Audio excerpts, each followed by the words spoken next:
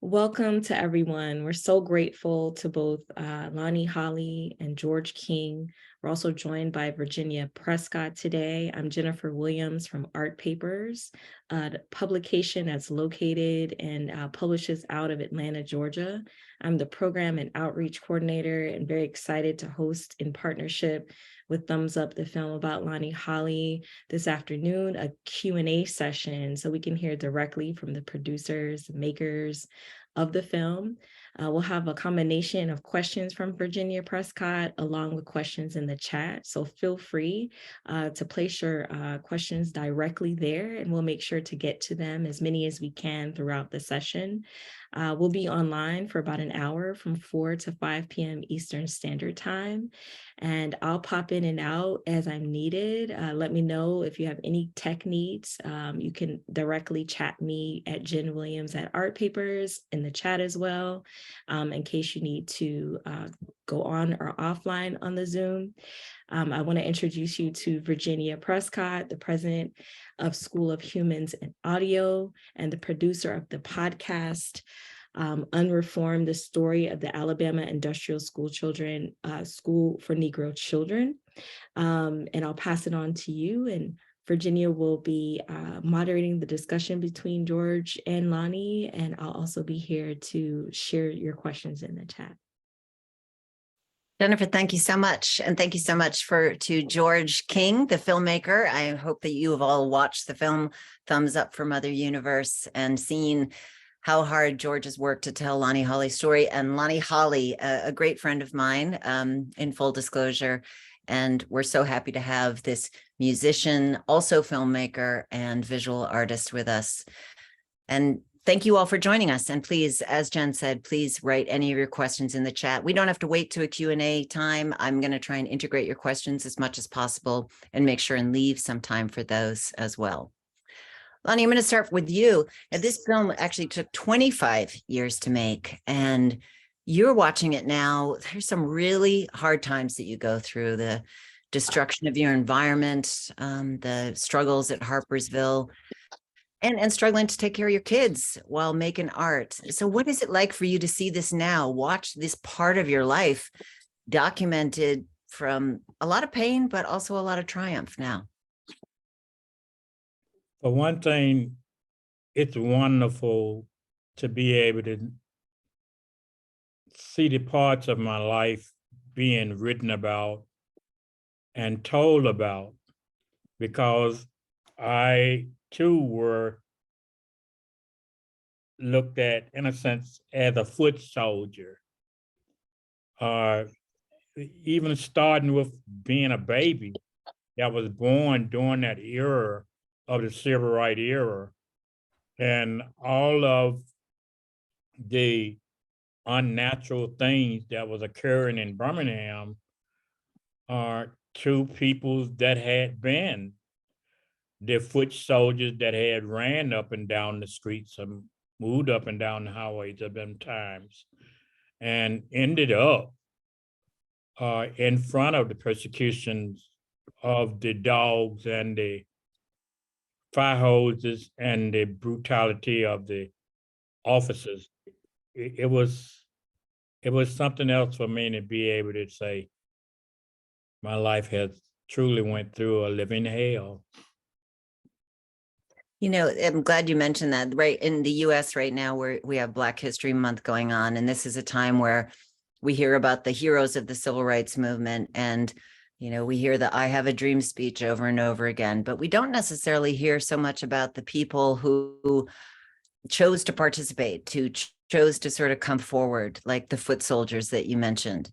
So what does it mean for you to have your story told as somebody who was persecuted under Jim Crow, but also has triumphed to tell the story of Black America in some way?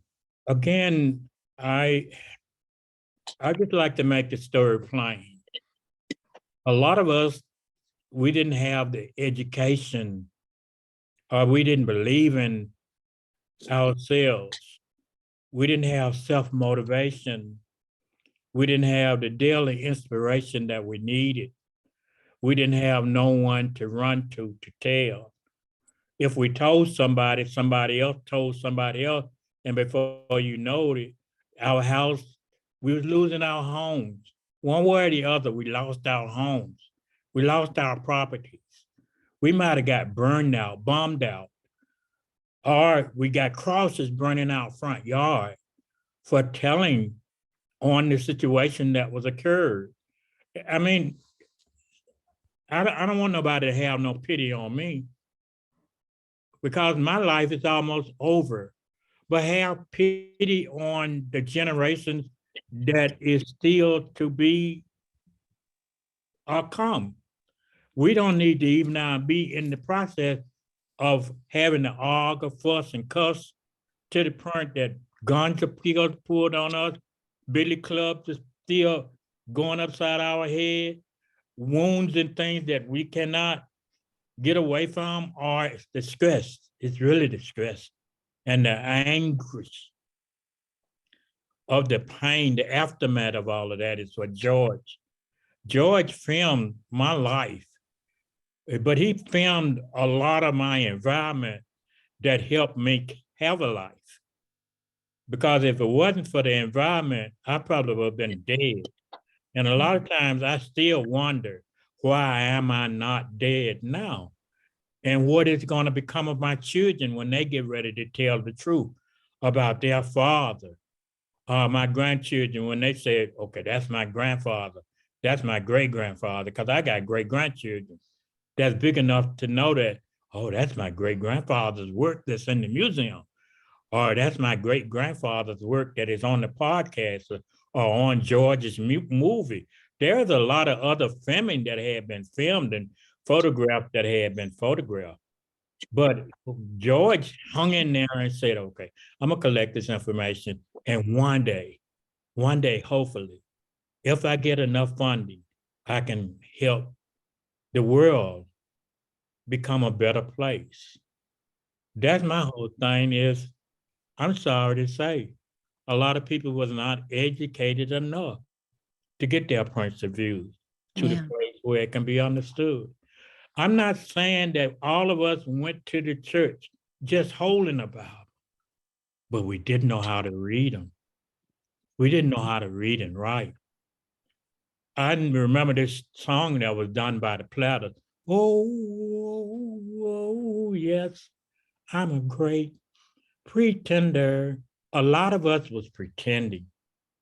Even though we went out and battled like hell, we were pretending that we was in this army.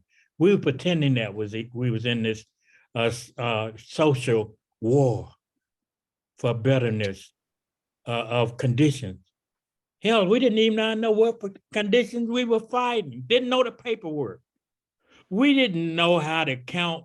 Excuse me, I'm a grown man. We didn't know how to count no bubbles out of a bar of soap. Somebody put on the list that you got to count how many bubbles in a bar of soap or how many jelly beans are in a jar just to be able to pass the civil rights application test. Mm-hmm. How in the hell are you going to ask me something like that? I'm a grown man. And sorry, I hope a lot of y'all religious people don't get angry with me about telling the faults. The faults was so intense until a lot of those people, they didn't even want to tell nobody they got bit by a dog. They didn't want to take that home. Right. They didn't want to take the sword. Nobody didn't even let them in the hospital because they had got bruised up from the hose pipes. But my artworks, and sorry, I just get teared all up, but my artworks, over the years, I have told nothing but the truth. As one would say, so I'll throw above my hand. So help you God. So help you art. Well, so I want to go back to one thing that Lonnie mentioned, the how many bubbles in a bar of soap and how many jelly beans in a jar. Those were some of the questions that were often asked of people in order to be able to vote. So if you're not familiar, especially people who may not know about US history. There were poll taxes, there were quizzes about, you know, sort of like what are the first 5 paragraphs of the Constitution in order for Black people to vote in the Jim Crow South. But I'll go back to your point about George hanging in there. I mean, this is a 25-year project for you, George, seeing it to fruition. How did you first become aware of Lonnie and the kind of work that he's talking about, the kind of testaments to the experience of people in his life and his own life that he makes and that he expresses in his art? Sure. So I was interested in, I've always been interested in painting and art, and quite often from a perspective of trying to understand it. Literally, I was staring at, you know, those Madonnas in Florence, trying to think, well, why is this more significant? That, you know, all that stuff. And it eventually sort of wound up, you know, looking at contemporary art in the US and coming out of New York around that time. We're talking about the early 90s. There was a lot of work being made by these young artists who were driving around in Bentleys. They made a ton of money. The work was, frankly, I felt sort of formalistic, self-referential. And meanwhile, in the South, we had this torrent of art pouring out of the Black South, made by often people without any kind of college education or anything like that, with passion and content, both of which were missing from New York. And so I was curious about this phenomenon and started kind of interviewing some folks to find out maybe what direction to go in. And I heard about Lonnie. Lonnie was known to artists in Atlanta at that time, a few who would make the journey, the 2-hour drive or so over to Birmingham and track Lonnie down. And so I'd heard about him. And so one day I decided to go and try to find him. And when we got there, I came with a friend of mine who's a Black filmmaker. She and I spent a day with Lonnie, and we were completely blown away by what we saw. And the fact, frankly, I think what really grabbed my interest also was the fact that a lot of the artists who were making this art at that time were elderly and had disabilities. A lot of them had problems, frankly, with alcohol and drugs. And I felt they were essentially being patronized a lot by white America, who would go by, pat them on the head, give them a bottle of something, and take a piece of art. That was kind of what was happening. But when I ran into Lonnie, I saw somebody who was, frankly, a strong Black man, confident, a great speaker, a poet. And I thought, nobody's going to be able to patronize this man. It's very simple. So I basically have never looked at any of the other footage that we shot testing this since. We just sort of switch. And I remember sort of meeting with Lonnie and saying, hey, I'd like to, you know, just stop by occasionally and film and talk and see what you're up to. And so that's kind of how it all began, or this part of it anyway. Yeah.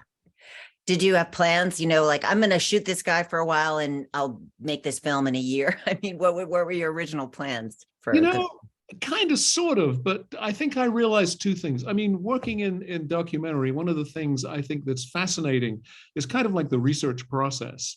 And in a way, I was sort of shooting in order to do research. A lot of the time, I mean, I was filming this myself most of the time, and you know, with a sort of crappy, cheap camera perched on my knee, and just chatting to Lonnie.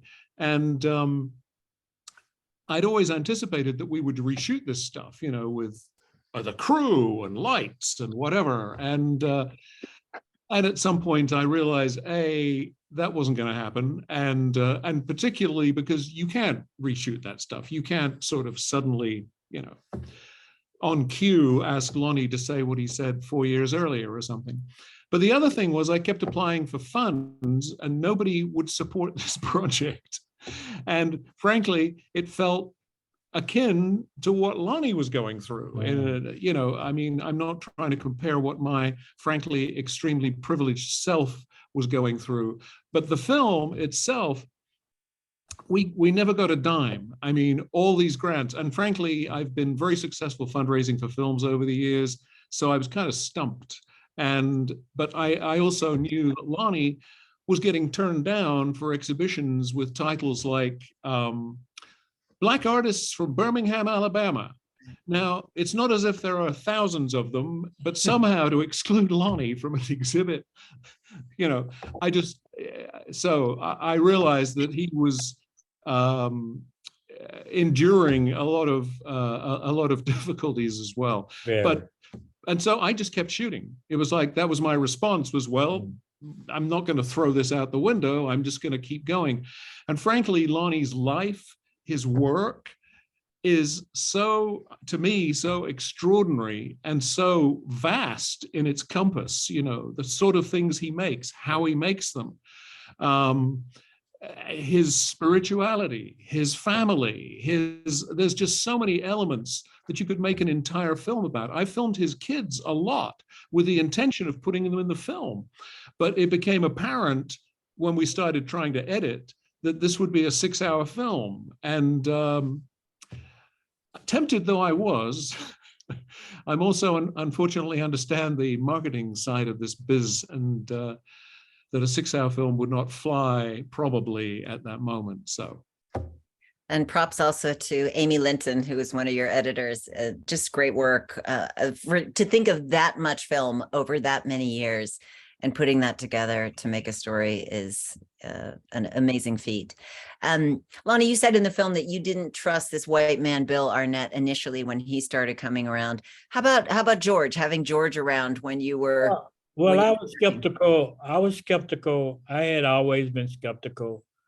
I think my life is in skepticism because of what I had been through and what I love, what I care about. And after finding that art were going to allow me to be the messenger, I was skeptical about it because I was at that point in 1993, we started getting letters from the city of Birmingham about the property being bulldozed at some point. It was a scary time. I had to kind of be moving the art from one place to the other. My activities, if you could have filmed all of my activities, and George would have had to have a camera that you would have had to put in place and do what they call that loop or that time lapse camera that would have been watching me just come out of my door or watching me go to sleep, get up, boom, boom, boom, boom, cook my children food, get my children dressed, put them off to school, me doing my art every day, me staying content with that, me going up the street to see my mama to make sure that my mama was all right, me going across the town to see that my grandmother was still living and was she all right? Because these was women that were in my life, but these was women also that not only the neighborhood women that was the Eastern Stars that was there for me to say, we're here and whatever you need, we're here to give you that. But beyond prayer, I'm gonna have to say this.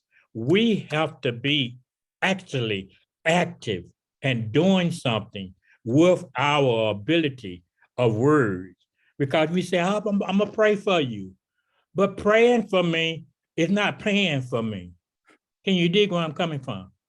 Praying for me is not paying the bills for George to come from Atlanta to Birmingham to help film this environment before it be bulldozed. Some years later, we had to work. William Arnett coming to my environment, you asked me, did I trust him? No, I did not, because I didn't know what he was coming for until he proved himself. Everybody that came to Lonnie Bradley Holley Sr. had to prove themselves. Even though some people took my works on commission and I never saw them again.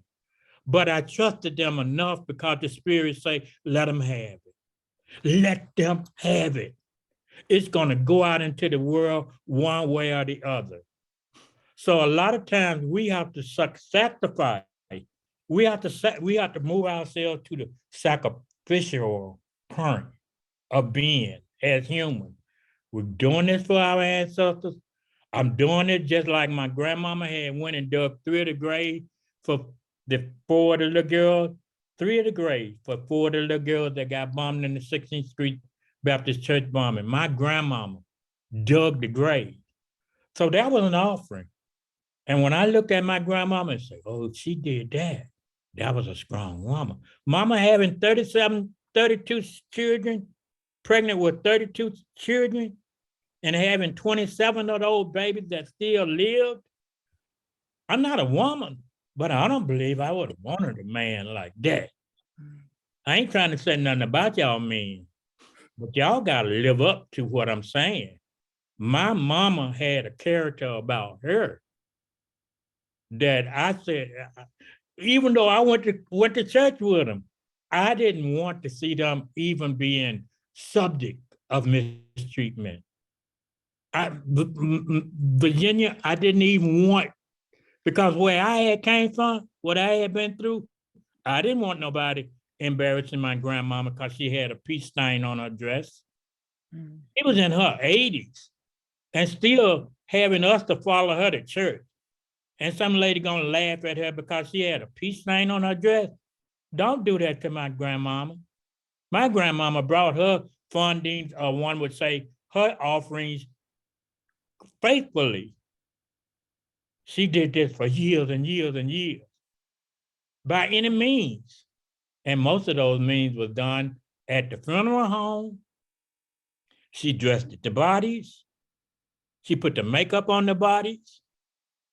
She watched the embalming of the bodies and all this other. My grandmama was a strong woman.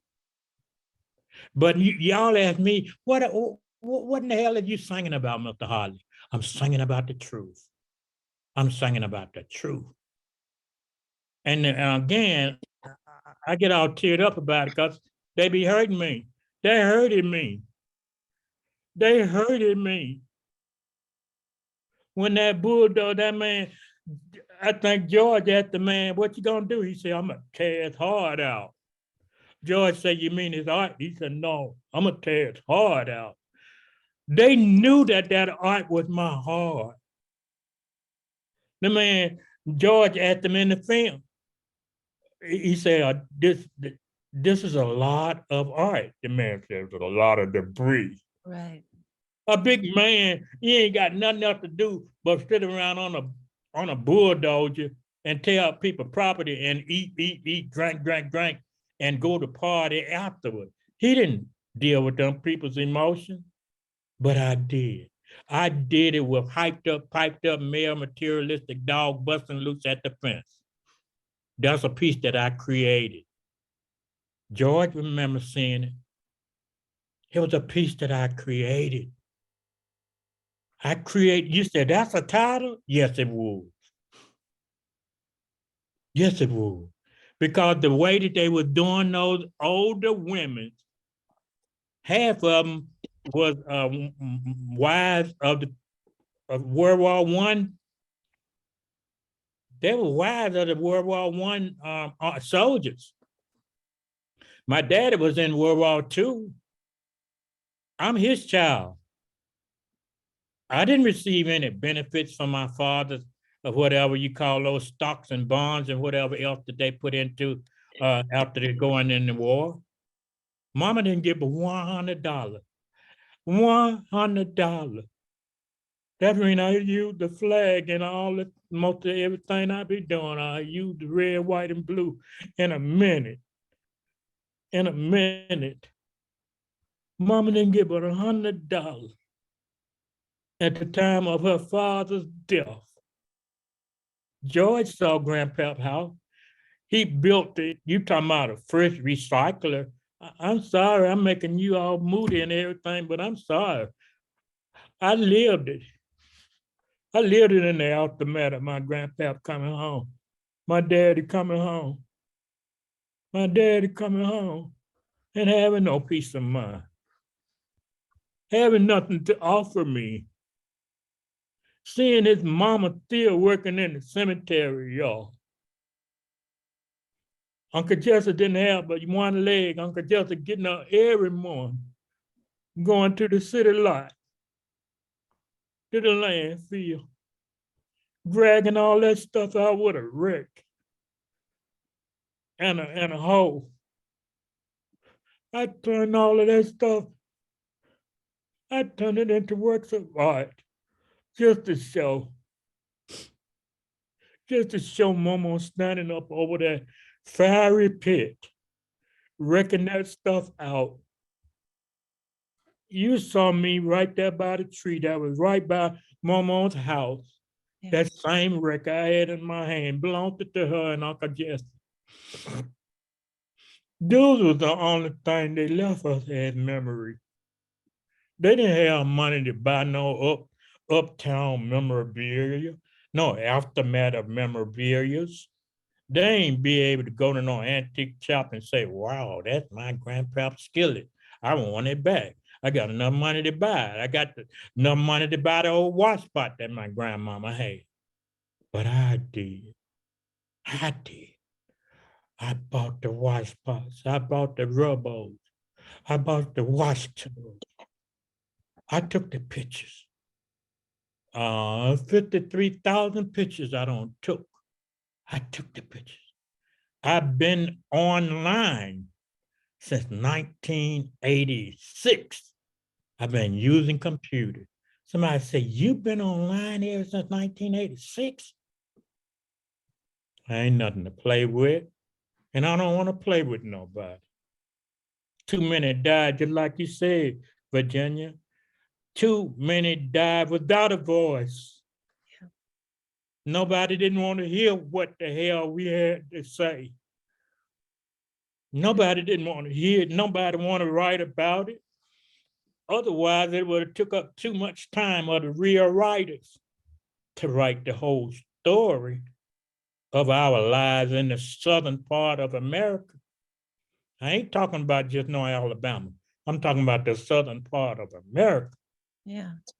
That's when I did that piece called I Snuck Off the Slave Ship. I snuck off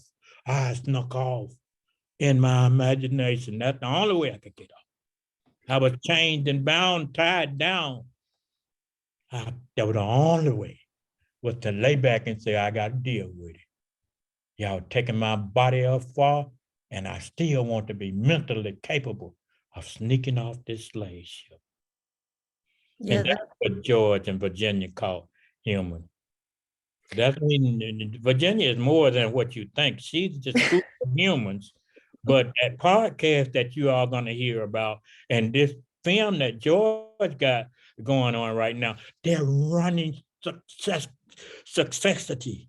What they call that when you consecutively. Consecutively. I should have known that. I've been to jail enough. Judge say, I'm gonna sentence you, but they're gonna be running. That's the same way. This film and that podcast is going to flood. It's gonna flood the information system because we needed it for all of our people. I just want to clarify that so this Unreformed podcast that my company made is about the Alabama Industrial School for Negro Children, where if you saw the film, you saw that Lonnie was, I'm going to say, incarcerated there. He wasn't a student there. There was not a lot of school. There was not a lot of formal schooling, let's say, going on. There was a lot of different stuff. And it is, like George's film, it's expanding this part of Lonnie's life. And Lonnie, you said in the film, like, this is something, it was such a painful moment in the film. You've just unpacked so much. I'm going to just pick up on that part that you said that you never told your mother what had happened to you. And, in this film makes that public. What happened to you, a lot of pain, as people listening to this or watching this right now can hear. There is a deep vulnerability that you are willing to expose and a story to tell that you want to tell and get out there, which is done in this film. But now that that's out there, you know, how do you deal with the pain of that all of these people know? Is that gratifying? Why did you keep this stuff from your mother? I kept it from my mother because I didn't want mama to have to go through it emotionally and blame herself for it. I'm sure that mama would have said, my child is missing. My child has been missing from me from 1.5 until he turned almost 15 years old. Right. And by the time he came back home, he had been through all of these different points of trauma. And these points of trauma. And that was a regular. Some people can go around regularly because all of our younger people now is making their own attire regularly. And I love it, children. I love it. But the whole thing about being that regular Ann, or being that regular Annis, whatever you want to say it, but being those children that had no shoes, being those children that had patchy clothes. It was a song called Patches. It was a song called Patches, I Believe in You, boy. You ain't got on nothing but patched up clothes, but I still believe it. I believed it in myself to the point of every ride I took. I studied every sign I went by. If we didn't go by it too fast, I tried to drop it down. That's how I learned how to read and write. They didn't teach us nothing at Mount Meigs. They didn't teach us how to read and write there. We had no other time but to focus on those fields.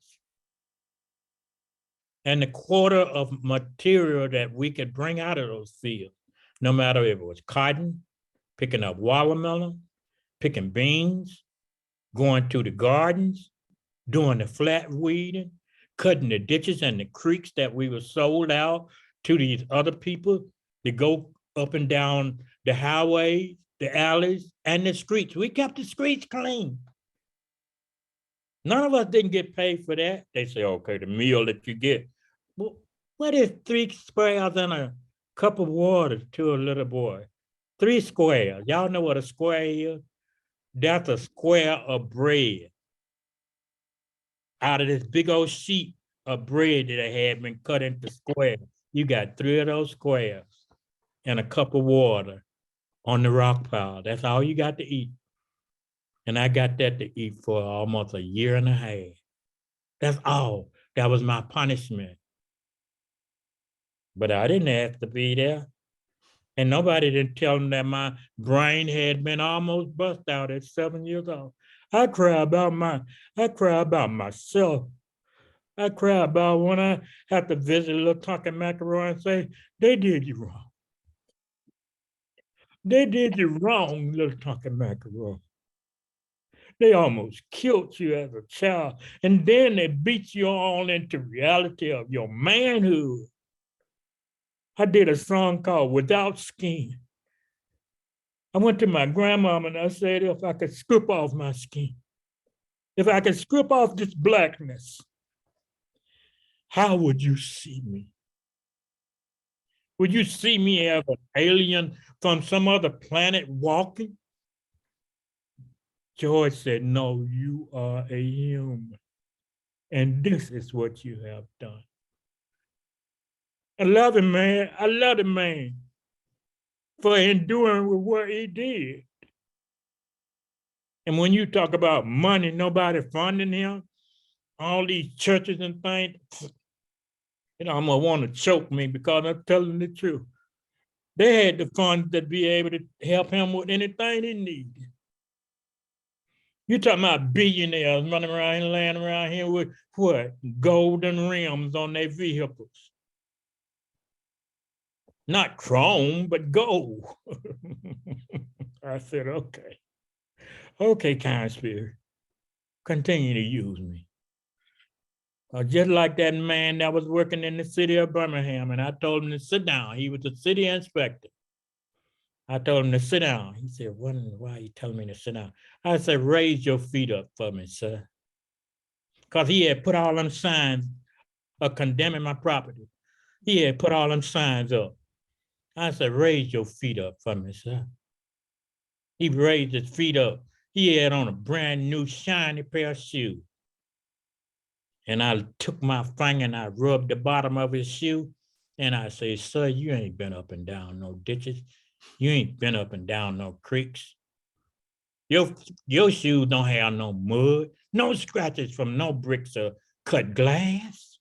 That man got so mad at me the next day. George, remember, the next day, he had so many signs from one end of the property all the way to the other. Sometimes your words cut them to the quick.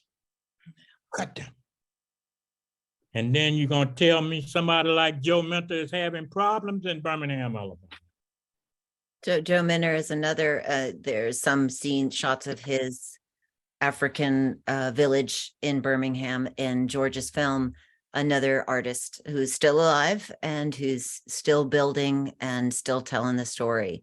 Well, Lonnie, it's so clear that these feelings are so deep in you and also close to the surface and ready to tell over and over again. And for George, it strikes me, when you're working on a film for this long, it's like, a little bit like the English filmmaker Michael Apted, who visited a group of children, 7 years old, 14 years old, 21, every 7 years, getting a sort of like watching somebody grow up, or Richard Linklater's Boyhood film, where he followed the same cast for more than 12 years.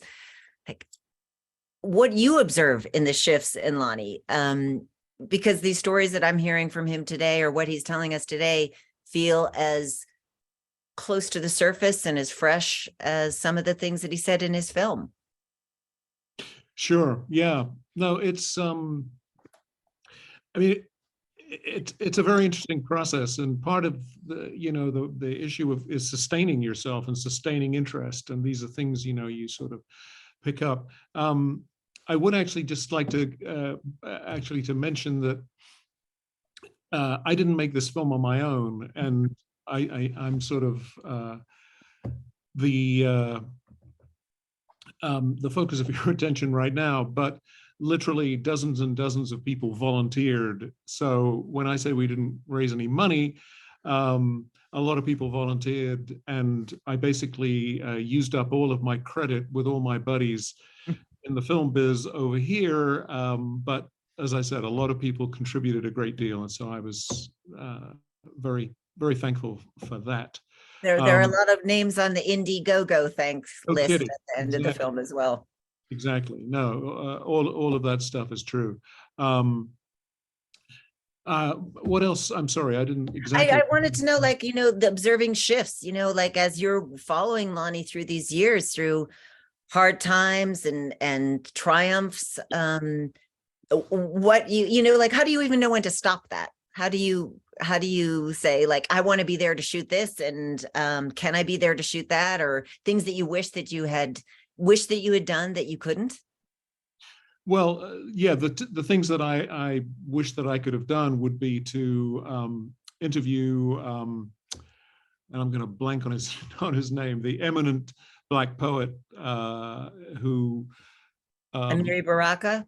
Amiri Baraka, exactly. Who Lonnie, who was would have been a fantastic person to place in this movie and could have given it all sorts of context. And the other was the guy from the Birmingham Museum of Art who you took your work to. The director, Richard Murray. Who I talked to on the phone, but because we didn't have any funding, I couldn't just fly up to Washington and shoot the interview. So I was always waiting for something to, that would allow me, that would pay for the trip and allow me to do that. And then of course he died. They both died, actually. That's but I think of, but you mentioned, how do you know when to stop?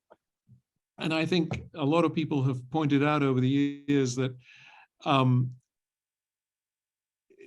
documentary films are never finished. You just sort of draw an arbitrary line in the dust because, let's face it, all of these issues, all of these things, stories go on. They continue after the fact. In fact, at Q&As, you often get a lot of questions about what are they doing today? What are they up to? And of course, fortunately, on this occasion, you got the man who can tell you, bring you up to the present. But yeah, and I mean, by then, we were firmly entwined. I mean, I saw this film project as a co-op, as a collaboration, basically, between Lonnie and I.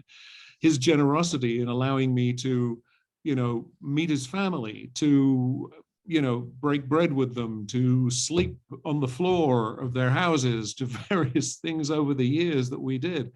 Much, of course, is not in the film. I mean, this entire, you know, weeks of work that we just decided it's interesting, but, you know, it's not going to make the cut. There wasn't no room. It just literally, it wasn't no room. But we There do have wasn't a no website. time. We do Yeah. have a website. And one of my intentions has always been to try to continue to just post little bits of this, because it's like an iceberg. You see a tiny little bit of it, but there's this huge, and it's not like, frankly, any of it's bad. It's all, I think, fascinating. Mm. So there's a lot more to come on the website. And where's the website? Can you tell us? I can. I mean, it's www.lonniehollystory.com. And also, if people have been watching this film over this kind of shared period leading up to Lonnie's birthday, or around Lonnie's birthday, rather, George and Lonnie are extending the showing and making it available online. So please do tell other people about the film. And if you have questions for Lonnie or for George, please do type them into the chat. We would love to get to them and love to hear from you who are listening, watching, who watched the film.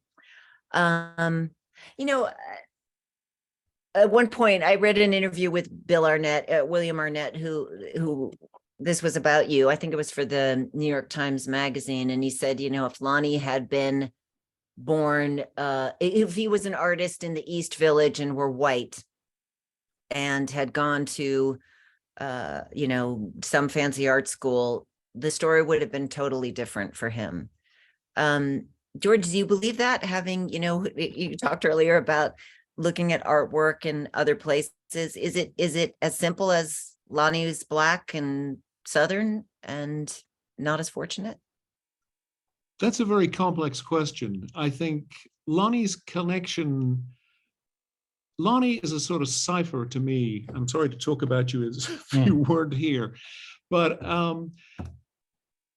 he's a sort of connection between generations.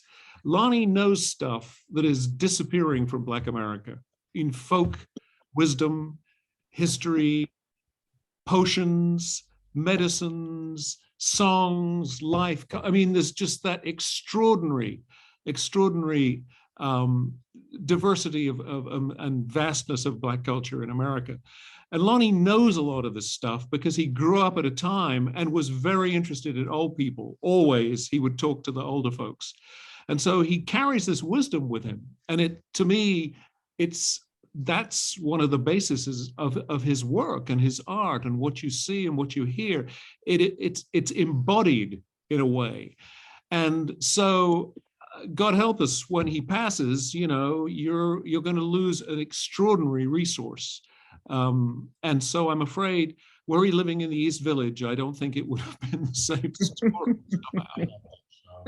A question here from Stan. We saw in the film you're Lonnie performing with Daniel Lanois, Brian Blade, Dave Eggers, trying to remember who else. And there's a question here from Stan. Lonnie, as a performing artist, who are some of your most memorable collaborators, people you've worked with on stage or in the studio? Well, I've had so many collaborators, and I try not to, well, I try not to overburden my mind or my brain when I'm having to go back through to say which one is my favorite or which one do I know them all?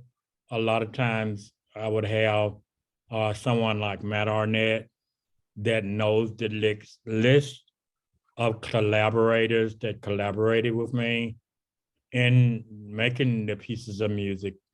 Recently, Oh Me, Oh My is a piece that I think people probably need to hear. Also, there's so many pieces that I've done, like Keeping a Record of It is one of my earlier albums that came out. Uh, Just Before Music is another album that came out. Or Miss, I think if one would say we want to chapitalize Lonnie Holley's life or put everything in the versatile manner, like you open up your Bible and you go to chapter this, and you'll find that that chapter was about a certain artist to me in the Bible. And then you read the verses that they might have spoken. Well, this is the same way I think my music is going to turn out to be in the future. I think my everything that I had an opportunity to speak, say, or do by listening, because I'm always constantly listening at my collaborators. I'm listening at what they are bringing to the table. I did a piece called The Lord's Supper because I feel every time I come forth with a new piece of music, it's more like the Lord's Supper. And I'm collaborating with all of these collaborators and listening at what they got to say, as well as saying something to them for them to listen at me. And I don't like to muddy that up with a lot of titles or for one thing, I don't want anybody to say, well, he didn't mention my name and I played just as good for him as anybody else. I don't want no jealousy, no animosity, and no hatred created after I'm dead and gone about what someone rendered to me. I think, again, me standing before my teacher back and when I was 7 years old, and she spent the globe in front of me. It was a collaborated act. She spent the globe real fast in front of me and looked at me and asked me what I thought about it.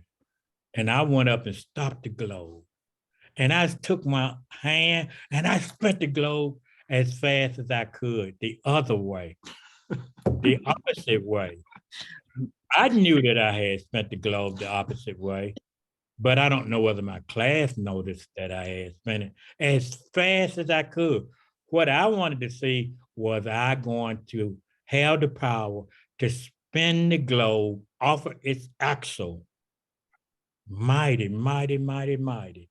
So by seeing that globe still on the axle that allowed it to turn, I said to the teacher and my class, this is our world. This is our world. But to me, I had spent it as fast as I could. Probably would made every human on it. Well, you've traveled a lot of that globe as a musician and an artist. Oh Me, Oh My, the album, it's actually a single that Lonnie did with Michael Stipe. It's part of a new album that comes out on March the 10th on Jaguar Records. He collaborates with Bon Iver, with More Mother, and several other musicians on the record. All right, question here. No, Ned, Lonnie, you were just talking about yourself and a little bit about like how you want people to talk about you, quoting your songs chapter and verse like the Bible. And let's see, here's a question. What you spoke about the future, what would you like your legacy to be? I see in your background a brick wall, but I also see each one of the bricks to me is meaningful only if I put something on the bricks. And I'm capable of taking each one of those bricks and putting a certain amount of writing or drawing on each one of those bricks. I'm capable of taking 144 zillion leaves that I talked to William Arnett about and going around this planet and letting every child in every school do art on the leaf and creating my own tree, not just the tree of life, but the tree of leaf with the written truth on them. Our artist is capable now in the digital manner of taking one thing, and turning it into thousands of things a day. Thousands of things a day. And If man, they work like you, Lonnie, maybe, but not a lot of artists do. me and my daughter was looking at it, and we said, I said, Kalani, I said, add up or find out from Siri how many seconds is in a year. And that was, she just said, Siri, how many seconds is in a year? And Siri didn't even take 5 minutes to give us an answer. My children, we got it at hand. We got technical ability. Don't get lazy on me now. Don't quit on me now. That's what I'm saying. If our history need us, don't forsake it. I'm sorry to interrupt. I thought you were finished, but Carlani also says in the film, and you say this, that making art is like a therapy for you. She said it was a way of calming him down. I think Kubra, your son, says the same.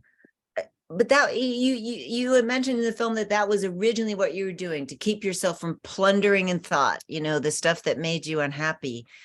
And now, this many years later, at 73 years old, is that still why you make it? Is it calming you? Is it therapy for you? Is it a way for you to exercise some of those thoughts that your demons? If it become a gift, would you waste your gift and you got a gift? Once I learned that I had this gift, once I had learned that I had something deep inside of me to keep me from crying so much, to get me up out of dreamland that was almost killing me in my sleep, literally still getting whooped and having my thighs busted open. Mount Meg was not an easy journey for me. I got my thighs busted all the way down my leg. The back of my head was busted open. I was a bloody mess. I was put on the rock pile, a white rock pile. Y'all see it. I was put on a rock pile for a year and a half. I kept asking Mr. Holloway, when you gonna let me off the rock pile? I had to sleep night and day there. George went to the fence and he asked the man, can we come in? The man told him, no. You saw it in the movie. The whole thing about truth is going to reveal itself. Lonnie Holley life is not talking about him up there with his with his minister's license there. I got my minister's license now. I'm gonna preach to y'all as long as I want to. No. When I was standing up there and wanted to testify about my life, I ran I ran up out the church. And the same man that George was talking about, down in Gee's Bend, Alabama, Amir Baraka, James Fonda, William Arnett, Joe Mentor, a bunch of us had got together with Matt Arnett, and we was going around visiting these artists to see not only what their artistic creativity had allowed them to create, but what their ability, what their stories that was behind that creativity were. We met them.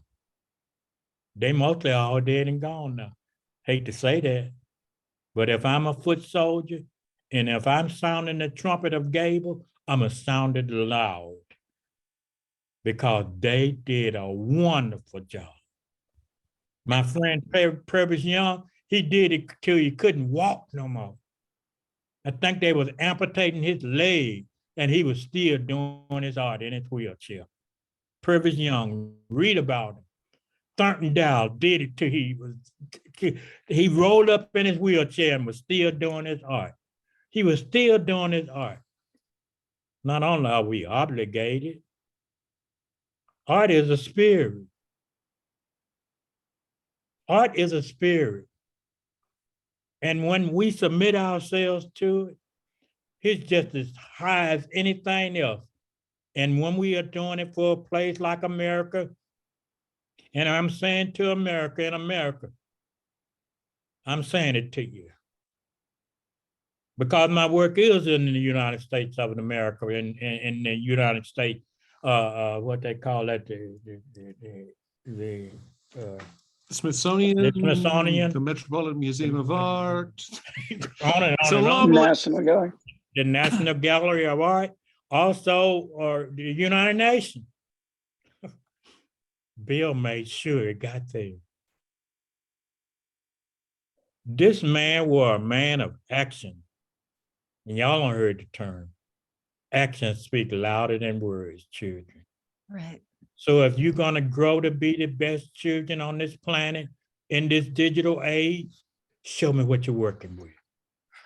And don't play with me. Show me. Say, Mama, I want to sit down and listen at that. I want to see this story. We got message that the story was out there about the truth of struggle. And those that is in locked up institution, unlock yourself. Sneak out of those cells with your imagination and become greater humans. Can I interrupt for 1 second? Because we're about Yes, we need to wrap. So all I wanted to say was, first of all, there were people, I don't know if you were on this call, but there are certainly people who saw the film in 7 countries, 20 states in the US, which I just thought was fantastic, really a global celebration. And we are indeed going to keep the film running at least for another week. So please tell your friends, even tell your enemies, but send them a link. And thank you all for saying happy birthday to my 73rd birthday. And I will continue to do the very best I can. I'll do it until I'm crawling, or I'll do it until I'm falling. Thumbs up for Mother Universe, and thank y'all very, very much. Thumbs up. thumbs up from Mother Universe. Lonnie Holley, thank you so much for sharing your gifts, your inspiration, so many things. And to George King, thank you very much. Again, you can tell everybody, we have a global audience here. We've got people from several countries. So please do share the news. And thank you so much to Art Papers. And thank you so much for spending some time with us this afternoon, evening, wherever you are. And yeah, thumbs up for Mother Universe. Keep it alive. Thanks so much, everyone. Thank you. That was a great